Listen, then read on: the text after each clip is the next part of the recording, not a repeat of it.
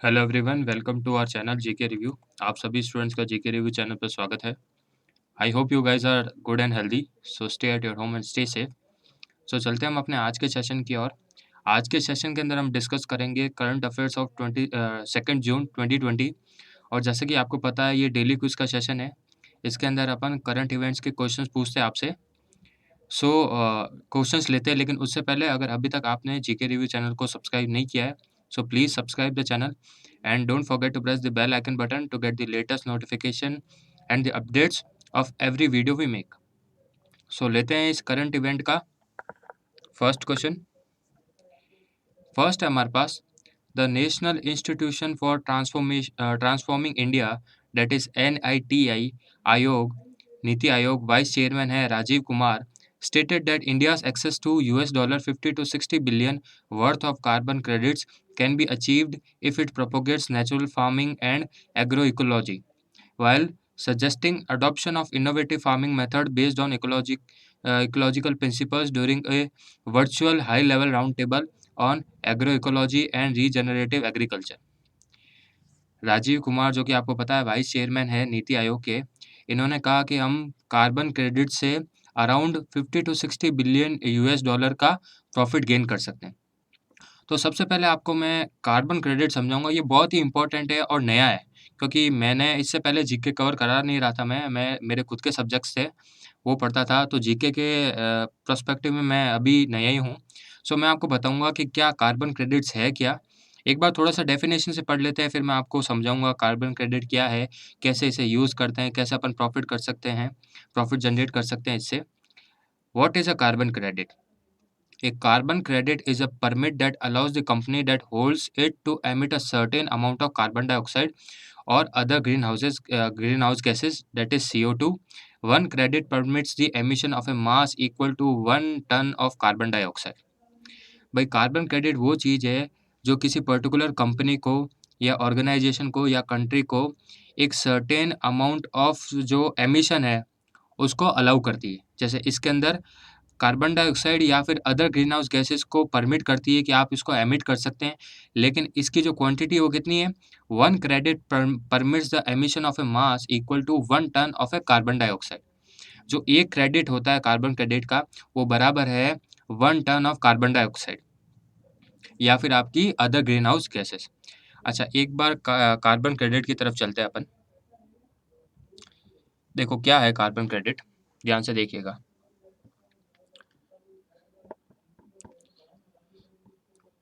Carbon credit क्या है कि जैसे कोई कंट्री है हमारे पास, लेट सपोज ये एक कंट्री है, दूसरी कंट्री है, तीसरी कंट्री, तो हमारे पास एक ऑर्गेनाइजेशन है जो डिसाइड करती है कि किस पर्टिकुलर कंट्री के अंदर क्या उसके इंडस्ट्रियलाइजेशन है, क्या इंफ्रास्ट्रक्चर है, कितनी कंपनीज रन हो रही है फ्यूल पे, कितना एमिशन हो रहा है, कितना जोग्राफिकल लैंड यूज़ हो रही है, आगे फ्यूचर में किस तरीके से वो एनर्जी प्रोजेक्ट्स लेके आ रहे हैं।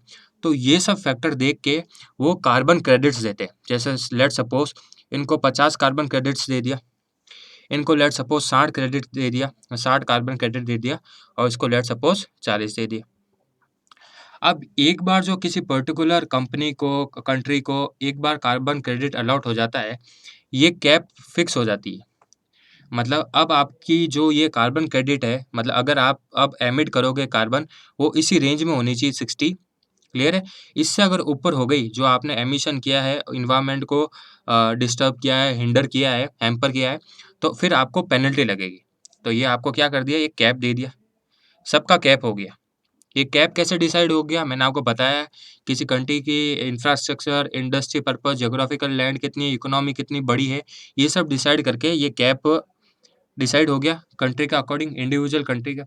अब क्या होगा, जैसे लेट सपोज इस कंट्री को क्या है कि इंडस्ट्रियलाइजेशन इसका बहुत बड़ा है, इसकी इकोनॉमी बड़ी है, तो इसको ज़्यादा कार्बन एमिशन एमिट कराना है, क्योंकि आपको पता है कि carbon emission is a bad impact, मतलब होना नहीं चाहिए कार्बन एमिशन का। लेकिन आप अगर कार्बन एमिशन नहीं होंगे तो अपने बड़े इंडस्ट्रियलाइजेशन, इतनी बड़ी इंडस्ट्री है वो कैसे रन होगी, बहुत सारे इंफ्रास्ट्रक्चर प्रोजेक्ट्स हैं वो कैसे रन होंगे। सो इसको ज़्यादा नीड है। और इस कंट्री ने क्या किया, अपना जो कार्बन एमिशन का लेवल है, मतलब बहुत अच्छे मेथड्स लिया है। जैसे नए-नए फार्मिंग के मेथड लेके आ गए, एग्रो इकोलॉजी लेके आ गए कि मतलब एग्रीकल्चर तो रन होगा ही होगा, लेकिन इकोलॉजिकल साइकिल को डिस्टर्ब किए बिना या फिर कम कार्बन एमिशन एमिट करेंगे। उससे क्या होगा, इनकी जो कैप है वो कम चली जाएगी। एक बार सॉरी वापस समझा देता हूँ। जैसे लेट सपोज ये कंट्री है, इसके पास 60 कार्बन क्रेडिट थे, इसने नए मेथड्स अडॉप्ट किए, जैसे मैं कह रहा हूँ आपको फार्मिंग के नए मेथड किए, एग्रो इकोलॉजी डेवलप कराई, ताकि इनका जो कार्बन एमिशन लेवल है वो कम हो गया। तो कार्बन एमिशन लेवल कम हो गया तो ये कार्बन क्रेडिट भी कम हो जाएंगे। मतलब अगर ये अपना क्रेडिट कर देते 50 तक, तो इनके पास 10 एक्स्ट्रा बचे।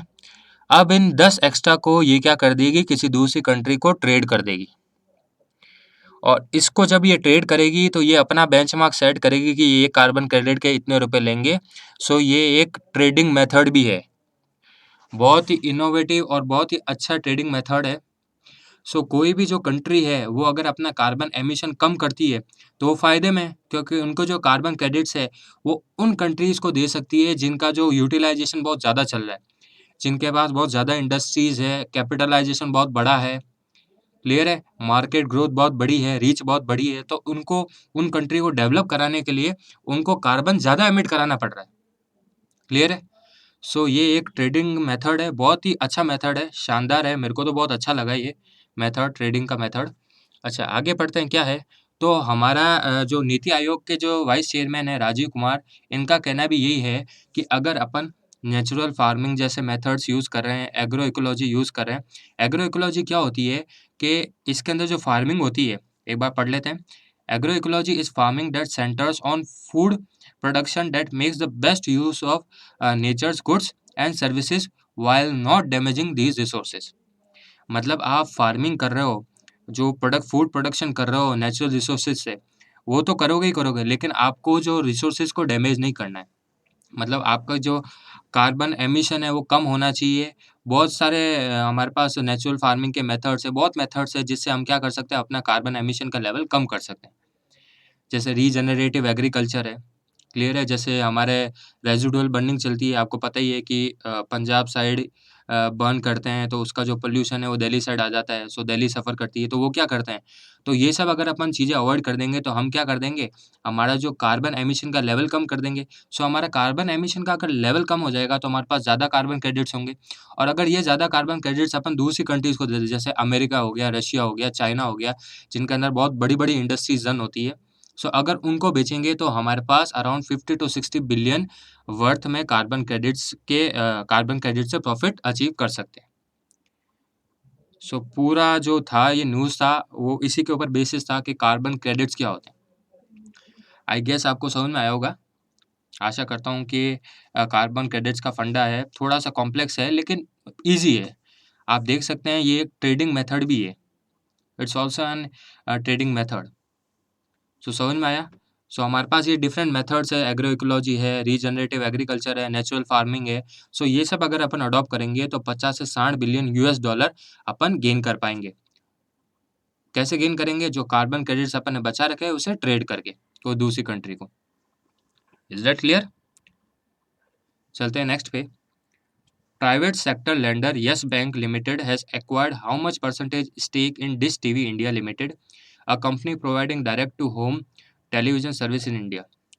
सो प्राइवेट सेक्टर है हमारे येस बैंक, इन्होंने कितने परसेंटेज स्टेक है डिश टीवी के खरीदे हैं। आपको पता ही है डिश टीवी हमारा क्या टेलीविजन सर्विस है इंडिया की।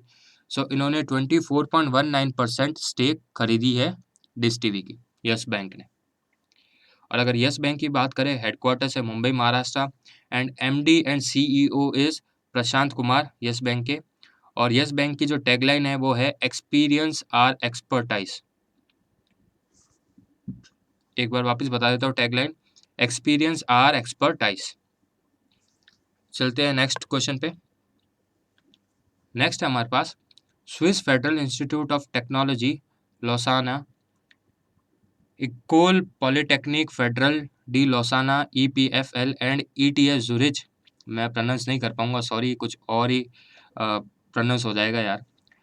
सो हमारे पास ईटीएच जुरिच है, इन्होंने साथ मिलके मतलब Swiss Federal Institute of technology and ETH Zurich ने मिलके एक ऐप बनाई है जिसका नाम है स्विस कोविड। सो आपको बताना है कि इस ऐप का पर्पज़ क्या है। हमारे पास ऑप्शन है to revive economy due to Covid, to generate health cards, to maintain social gap और to track the spread of corona virus. So इस ऐप का पर्पज़ है कि ट्रैक करना कोरोना वायरस के स्प्रेड को, कि कैसे अपन कोरोना वायरस के स्प्रेड को रोका जा सके। अगर कोई पर्टिकुलर इंडिविजुअल कोरोना वायरस से इन्फ्लुएंस्ड है या फिर वो पॉजिटिव पाया जाता है तो कैसे उसे आइसोलेट करें ताकि वो दूसरे जो लोगों को या कम्युनिटी को स्प्रेड नहीं कराए। क्लियर है स्टूडेंट्स? चलते हैं नेक्स्ट पे। Next we have NASA astronauts, that is Robert Behnken and Douglas Hurley, docked the SpaceX with the International Space Station. What is the name of the spacecraft? आपको पता है कि पहली बार हुआ है कि जो SpaceX ने अपने स्पेसक्राफ्ट जिसका नाम है ड्रैगन, उससे 2 नासा एस्ट्रोनॉट्स को स्पेस में भेजा है और सक्सेसफुली डॉक्ड किया है इंटरनेशनल स्पेस स्टेशन। आपको डॉकिंग का मतलब नहीं पता होगा। डॉकिंग ये होती है कि जैसे स्पेस स्टेशन है हमारे स्पेस के अंदर, जो स्पेसक्राफ्ट भेज रहे हैं, तो अब उसे भी तो स्टैंड लेने के लिए कहीं न कहीं तो रुकना ही पड़ेगा। तो हमारे पास स्पेस स्टेशन के अंदर वो डॉकिंग करती है। डॉकिंग का मतलब ये है कि कनेक्टिविटी होती है एक तरीके के, जैसा आपने इंटरस्टेलर के अंदर देखा होगा, आई गेस ग्रेविटी के अंदर भी है डॉकिंग वाला। सो उधर उस मूवी में जाके आप देख सकते हैं, वैसे आप नेट पे सर्च करोगे तो भी मिल जाएगा। सो एक सक्सेसफुली डॉक्ड हुआ है ये मिशन और स्पेस एक्स के कौन से स्पेसक्राफ्ट ने किया? Dragon. Dragon is the correct answer. अच्छा, आप मेरे को कमेंट सेक्शन में बताइए कि अभी जो स्पेसएक्स के जो ओनर है, सभी को पता है, founder and CEO that is Elon Musk. इनके जो अभी हाल ही में जो सन हुआ है, बेटा बॉर्न हुआ है, उनके बेटे का नाम क्या है? उनके बेटे का नाम क्या है? बहुत ही इनोवेटिव नेम है। हर एक नेम के अंदर हर एक पर्टिकुलर जो अल्फ़ाबेट या जो भी वर्ड यूज़ हुआ है, उसका अलग मीनिंग है। सो अगर स्पेसएक्स की बात करें, SpaceX became the first private company to fly astronauts into orbit. यार ये एक नई देखो मतलब नया एरा आ गया जिसके अंदर प्राइवेट स्पेस स्टेशंस है, वो क्या कर रहे हैं, एक अपना स्टैंड ले रहे हैं और जो मिशंस अकम्प्लिश कर रहे हैं।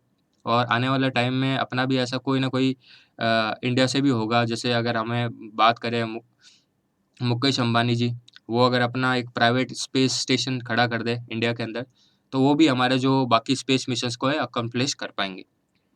सो एक क्या कहते हैं कि एक नया इनिशिएटिव है, ये दूसरे लोगों को भी इंस्पायर करता है कि कोई दूसरी कंपनीज़ भी प्राइवेटली अगर ओन्ड हो और मिशंस जनरेट करे। क्लियर है? सो अगर प्रेज़िडेंट एंड सीओओ की बात करें स्पेसएक्स के, वो है Gwynne Shotwell and founded in 2002। Headquarters है California, United States of America. Hawthorne, California, United States of America. चलते हैं नेक्स्ट क्वेश्चन पे। Next we have which state has launched कोविड-19 tracking platform built by NASSCOM? So कौन सी state ने launch किया है कोविड-19 ट्रैकिंग प्लेटफॉर्म जो कि नासकॉम ने बनाया है? सो स्टेट का नाम है कर्नाटका।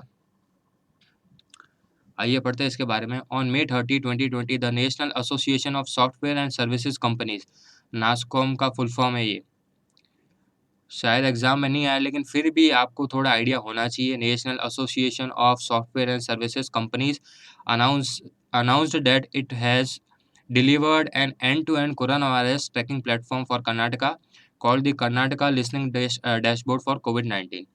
सो नासकॉम ने अभी कर्नाटका के लिए ये कोविड-19 का डैशबोर्ड बनाया है। सो आगे जैसे-जैसे टाइम स्पेंड होता है तो दूसरे स्टेट्स में भी ये डैशबोर्ड प्रोवाइड कराएगी। नेक्स्ट है, थोड़ा-सा पढ़ लेते हैं कि इस डैशबोर्ड के अंदर कौन-सी जो इन्फॉर्मेशन है वो हमें मिलेगी। इसके अंदर फर्स्ट है हमारे पास COVID summary, key facts useful for official to get a quick glance of state and district level numbers. जो भी स्टेट और डिस्ट्रिक्ट लेवल पे जो भी कोरोना पेशेंट्स हैं, उनके नंबर शो हो जाएँगे।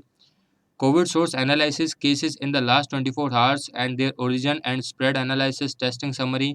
Covid plus rates by number of tests, कितने टेस्ट हुए गए हैं 24 घंटे में, कितने नए केसेस आए हैं और उनका जो स्प्रेड है, वो रीच है, वो कहाँ तक पहुँचा है। थर्ड है हमारे पास test by category useful to understand the source of infection. और जो कैटेगरी वाइज़ टेस्ट लेंगे ताकि हमें इन्फेक्श जो सोर्स है जहाँ से वो जनरेट हो रहा है उसके बारे में पता चल सके। Hospital capacity, bed occupancy and availability by districts, कितने हॉस्पिटल के अंदर कितनी कैपेसिटी है, कितने बेड्स है, कितने ऑक्यूपाइड है, कितने अनऑक्यूपाइड है, ये सब डेटा आपको मिल जाएगा। India summary, state level summary to give details on कोविड-19, एक पर्टिकुलर स्टेट लेवल समरी भी आ जाएगी कोविड-19 के पेशेंट्स के बारे में, कितनी डेथ्स हो रही है, कितने रिकवर होंगे स्टेट वाइज़ और इंडिया तो हो गई। अगर कर्नाटका की बात करें, कैपिटल सिटी बेंगलुरु, सीएम है हमारे बीएस येदियुरप्पा, गवर्नर है वजुभाई रुधाभाई वाला या वजुभाई वाला। अबाउट नास्कॉम, हेडक्वार्टर्स है नोएडा, उत्तर प्रदेश, चेयरमैन है UB Praveen Rao and the president is Debanji Ghosh. Clear है स्टूडेंट्स? प्रेसिडेंट हमारे नास्कॉम के हैं Debanji Ghosh. Sorry, I have incorrectly pronounce the name. President है हमारे Debjani Ghosh. Next we have SAI, that is Sports Authority of India, in collaboration with National Sports Federation, launches India's first online coaching program. What is the name of this program? So SAI, Sports Authority of India और national sports federation ने दोनों ने साथ में collaborate करके India की first online coaching programme establish की है। इसका नाम है खेलो इंडिया ई पाठशाला। आइए थोड़ा इनके बारे में पढ़ते हैं। Minister of youth affairs and sports that is Kiran Rijiju and Union Minister of Tribal Affairs and Archery Association of India President Arjun Munda tribal affairs minister भी है और आर्चरी एसोसिएशन ऑफ इंडिया के प्रेसिडेंट भी है। Have inaugurated the programme via webinar, इन्होंने ये programme inaugurate किया, webinar मतलब वाया वीडियो कॉन्फ्रेंसिंग। और total of 21 games are included in this programme. बहुत ही इंपॉर्टेंट है कि ये जो फर्स्ट ऑनलाइन कोचिंग प्रोग्राम है खेलो इंडिया ई पाठशाला, इसके अंदर टोटल कितने नंबर ऑफ गेम्स है। So total number of games we have is 21, where veteran players showcase their technical skills and talk to young players and help them improve their technique and overall game. So जो हमारे veteran sports personality है वो अपनी skills बताएंगे, youngsters से बात करेंगे और कैसे इनकी जो स्किल्स है वो बूस्ट कर सकते हैं, इम्प्रूव कर सकते हैं, इसके बारे में कंसर्न करेंगे। और अगर साई की बात करें, इसका हेडक्वार्टर्स है न्यू दिल्ली, डायरेक्टर जनरल है Sandeep Pradhan. So director general of Sports Authority of India is Sandeep Pradhan. चलते हैं नेक्स्ट करंट इवेंट पे। Next we have Olympic medallist Bobby Morrow passed away at 84। He belongs to which sport? ये sprinter है और ये कौन सी country से बिलोंग करते हैं? अमेरिका से बिलोंग करते हैं। ये अमेरिकन स्प्रिंटर है। अच्छा, एक क्वेश्चन मैं आपसे पूछना चाहूँगा, what is the difference between sprinter and runner? बहुत ही अच्छा और छोटा क्वेश्चन है कि स्प्रिंटर और रनर के बीच का क्या डिफरेंस रहता है। सो इसका आंसर आप मुझे कमेंट सेक्शन में दीजिएगा। यार पिछले सेशंस लेता हूँ, कमेंट सेक्शन में कुछ पूछता हूँ, कोई भी जवाब नहीं मिलता है यार। अगर कोई भी वीडियो देख रहा है, क्योंकि मेरे को अभी इनिशियली बहुत कम व्यूज़ मिलते हैं, सो एक सिंसियर रिक्वेस्ट है, अगर आपको वीडियो का कंटेंट अच्छा लगता है तो लाइक कीजिए वीडियो को। कुछ मेरे को खुद को गाइड कीजिए कि सर आप कुछ ऐसी चीज़ और कीजिए, ऐसा कुछ और इनोवेटिव अपना थॉट दीजिए ताकि मैं उसको इम्प्लीमेंट कर सकूँ। मैं हर दिन बेटर बनना चाहता हूँ। क्लियर है? सो बेस्ट तो क्या होता है, बेस्ट एक जगह ठहर जाता है, लेकिन बेटर क्या होता है, आगे से आगे इम्प्रूवमेंट होता रहता है। तो मैं चाहता हूँ कि आप अपने थॉट्स रखिए, आप मेरे को एक्नॉलेज कीजिए, कुछ डाउट है तो पूछिए, जो क्वेश्चन पूछ रहा हूँ कमेंट सेक्शन में दीजिए, अगर आप सिंसियरली करंट अफेयर्स पढ़ रहे हैं तो। क्योंकि मुझे बहुत कम व्यूज़ मिलते हैं, क्योंकि मैं एज़ अ न्यू यूट्यूबर हूँ और एजुकेशन लाइन में तो सबसे बड़ा ड्रॉबैक यही है कि बहुत कम ही ग्रोथ मिल पाती है उनको। सो गाइस प्लीज़, अगर वीडियो अच्छा लगता है तो लाइक कीजिएगा, शेयर कीजिए अपने फ्रेंड्स और रिलेटिव्स में। नेक्स्ट पढ़ते हैं। World milk day is observed every year on June 1 globally with the aim to raise awareness about milk and its importance as global food. What is the theme of this day? So world milk day की theme क्या है? तो इसकी theme है 20th anniversary of world milk day. Themes याद करना बहुत बहुत इम्पोर्टेंट है। और अगर FAO की बात करें, that is food and agriculture organisation, ये आपको पता है कि यूनाइटेड नेशंस की एजेंसी है जो कि जिसका एक मेन मोटो ये है कि भुखमरी को ख़त्म किया जा सके, एफर्ट्स टू डिफीट हंगर। और अगर हेडक्वार्टर्स की बात करें, बहुत इंपॉर्टेंट है FAO का हेडक्वार्टर्स, बड़े-बड़े ऑर्गेनाइजेशंस के हेडक्वार्टर्स भी इंपॉर्टेंट है। इसका हेडक्वार्टर्स है Rome, Italy and director general is Qu Dongyu. Qu Dongyu इसके डायरेक्टर जनरल है and IDF that is director general IDF के डायरेक्टर जनरल है MS Caroline Emond. MS Caroline Emond. Clear है? और नेक्स्ट चलते हैं हम। On May 28, 2020 the international day of action for women's health और इंटरनेशनल वुमेन्स हेल्थ डे। हर साल इंटरनेशनल वुमेन्स हेल्थ डे मनाया जाता है 28 मई को, और ये ग्लोबली ऑब्जर्व होता है with the aim to raise awareness about the issues related to women's health and wellbeing such as sexual and reproductive health and rights. आपको पता है कि ऐसे कई वुमेन्स है जो डिप्राइव्ड है, जिन्हें अच्छी फैसिलिटीज़ नहीं मिल पाती है। अगर अपन बात करें सेक्सुअल हेल्थ के बारे में, जैसा कि आपको पता है कि इसके इन्हीं चीज़ों के ऊपर एक मूवी भी बनी है पैडमैन, बहुत अच्छी मूवी है, एक अच्छा मैसेज है। सो ये सब क्या है कि इनके बारे में बात करना, वुमेन्स की जो सेक्सुअल हेल्थ के बारे में बात करना, ये एक स्टिग्मा है हमारी सोसाइटी के अंदर। आपको पता ही है कि कैसे वो खुद भी ऐसा सोचती है और कैसे जो पुराने ख़यालात के लोग हैं, वो भी ऐसा सोचते हैं। सो इस चीज़ को हटाने के लिए जो मतलब ये डे इसलिए ऑब्ज़र्व करता है ताकि ज़्यादा से ज़्यादा जो वुमेन है अपनी जो अ अ, सेक्स हेल्थ है उसके बारे में डिस्कशन हो, जो भी इन्हें तकलीफ़ है उनके बारे में ज़्यादा से ज़्यादा लोगों को अवेयर करे और खुद भी एक्नॉलेज हो। क्लियर है? सो आज के लिए बस इतना ही। Thanks for watching the session. और अगर अभी तक आपने सब्सक्राइब नहीं किया है चैनल को, so please, please, please subscribe the channel GK review. Like और शेयर कीजिए इस वीडियो को और बेल आइकन बटन को दबाना ना भूलिए ताकि latest notification, exam result, exam calendar का जो भी अपडेट हो सबसे पहले आप तक पहुँचे। So thank you everyone and have a nice day.